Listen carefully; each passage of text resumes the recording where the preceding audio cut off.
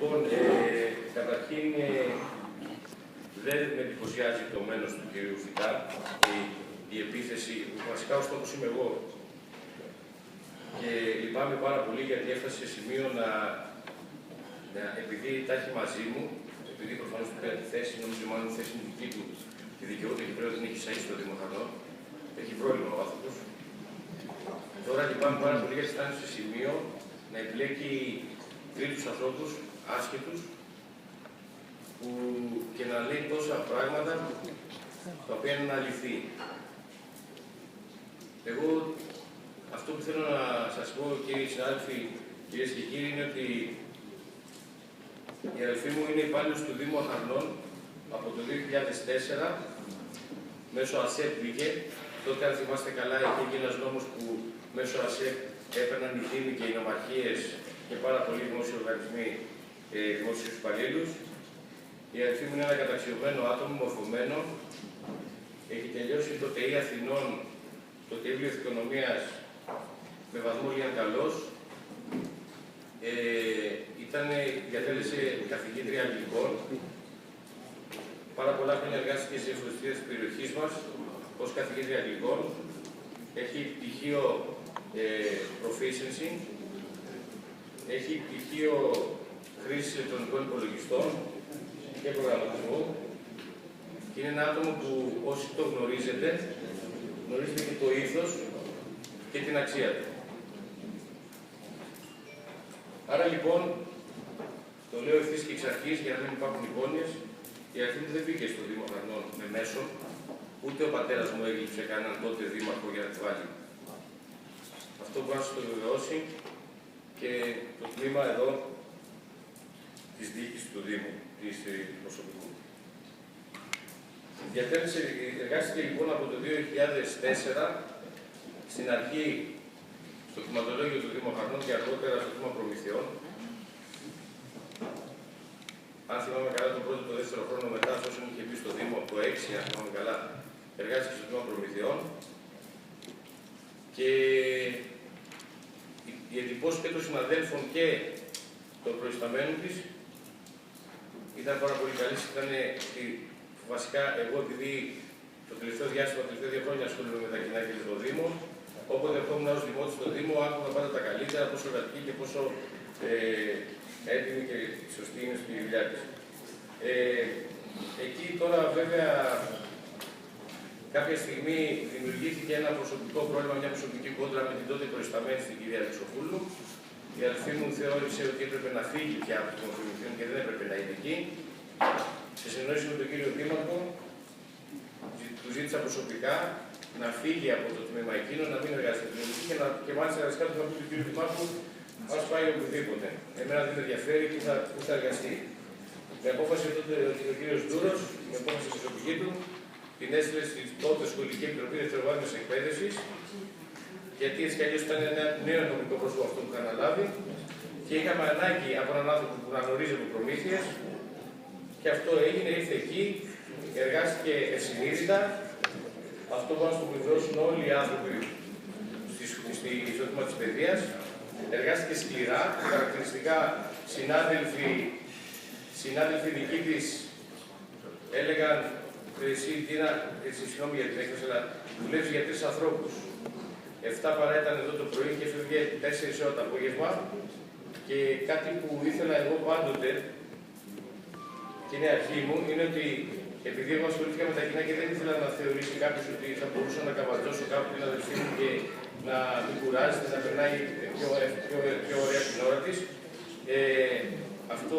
Αυτό που εκείνη έκανε, εμένα με τίμησε πάρα πολύ και πολλοί συνάδελφοι και φίλοι και δημοτικοί σύμβουλοι, αλλά και οι υπάλληλοι του Δήμου, μου λέγανε για το πόσο η ίδια προσπαθεί και εργάζεται για το καλό του Δήμου.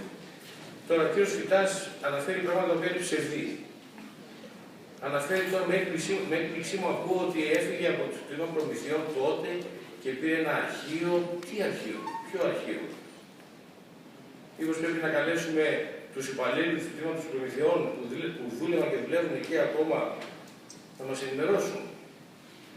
Δεν μπορώ, μάλλον καταλαβαίνω την πικρία ενός ανθρώπου να χάνει μια θέση. Και ειδικά όταν αυτή τη θέση τη θεωρεί αυτό σκοπό για να θεωρείται κάτι σημαντικό. Εμείς, κύριε Φυτά, γεννηθήκαμε, μεγαλώσαμε, ζούμε, εργαζόμαστε και θα συνεχίσουμε να ζούμε στο Μενίδη.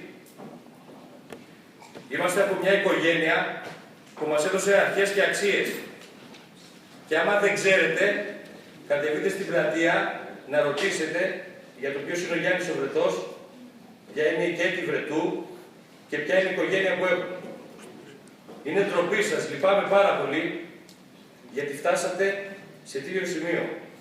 Να κατηγορήσετε μια υπάλληλο εξαιρετική που μέχρι και εσείς όταν ήταν ακόμη στο οικονομικό λέγατε προσωπικά μου είχατε πει είναι ένα πολύ καλό εργαλείο, είναι πολύ καλή υπάλληλος, είναι γνώση του αντικειμένου, εσείς ο ίδιος τα λέγατε αυτά και φτάσατε τώρα σε σημείο να ρίχνετε λάσπη και να λέτε πράγματα τα οποία είναι ψευδή για να κατηγορήσετε μια υπάλληλο με σκοπό φυσικά να χτυπήσετε εμένα, το πρόσωπό μου. Κοιτάξτε κύριε Φυτά, να το ξεκαθαρίσουμε μια και εξ αρχής. Το οικονομικό δεν είναι τσιφλίκι σας. Το οικονομικό δεν είναι τσιφλίκι του Σπύρου του Βρετού. Ούτε καν του Δήμαρχου, του Σπύρου του Ντούρου. Το οικονομικό τμήμα, καταρχήν, ανήκει στους δημότες και κατά δεύτερον στις υπηρεσίες και στους ανθρώπους που εργάζονται καθημερινά και προσπαθούν για να φέρουν εις πέρα στην εργασία τους. Αν εσείς θεωρούσατε όταν μπήκατε στην παράταξή μας, καθυστερημένα βέβαια, ενώ βλέπατε ότι πήγε το ρεύμα, και θεωρούσατε ότι αναλαμβάνοντας την πρώτη του 11 το οικονομικό, ότι θα είστε εισαοί εκεί, λυπάμαι πάρα πολύ για την οτροπία που έχετε περί πολιτικής. Εγώ στο οικονομικό πήγα γιατί μου το ζήτησε ο κύριος Δήμαρχος. Καθημερινά προσπαθώ να είμαι αντάξιος της εμπιστοσύνης του και αντάξιος της εμπιστοσύνης των συνδημοτών μας που με ψήφισαν και με στήριξαν. Κύριοι, δεν έχω κανένα πρόβλημα να φύγω και αύριο το πρωί από το οικονομικό. Άλλωστε, τι θα μου λείψει ο μισθός του αντιδημάρχου? Δόξα τω Θεώ, έχω δουλειά και ζω. Δουλεύα με παιδεία, από φοιτητής. Έκανα μαθήματα σε παιδιά από 18 χρονών όταν πήγα στο Πανεπιστήμιο Αθηνών. Συνεχίζω και έχω, τουλάχιστον θέλω να πιστεύω, έτσι λένε οι φίλοι γνωστοί και οι συνάδελφοι, ότι έχω μια πορεία καλή στον επαγγελματικό μου τομέα. Κύριε, εγώ δεν ήρθα εδώ για να βρω δουλειά, για να βρω μισθό, ούτε για να καταξιωθώ στα μάτια του χροναϊκού λαού. Η οικογένειά μου και εγώ είμαστε ήδη καταξιωμένοι. Κάποιοι άλλοι ήρθαν από άλλες περιοχές που μένουν και αποφασίσαν στα 50 τους να ασχοληθούν με τα κοινά για να δείξουν ότι κάποιοι είναι που μέχρι εχθές δεν τους ήξερε κανείς το Μενίδη. Και έχουν τώρα την ανάγκη και προσπαθούν κατηγορώντας ανθρώπους, λασπολογώντας ανθρώπους να επιβιώσουν. Όχι κύριε, δεν σας το επιτρέπουμε αυτό. Αν είναι με τέτοια νοοτροπία να υπερασπιστείτε τα κοινά και το καλό συμφέρον και το συμφέρον της πόλης μας, καλύτερα να πάτε στην ευχή του Θεού, να πάτε στις περιοχές εκεί που μένετε, εκεί που ζούσατε, γιατί εγώ στο Μενίδη δεν σας είχα τίποτα, δεν σας ήξερα. Σας γνώρισα πριν 2 χρόνια, όταν ήρθατε και καλά υποψήφιος σε αυτή την παράταξη. Καλύτερα να πάτε στην ευχή του Θεού.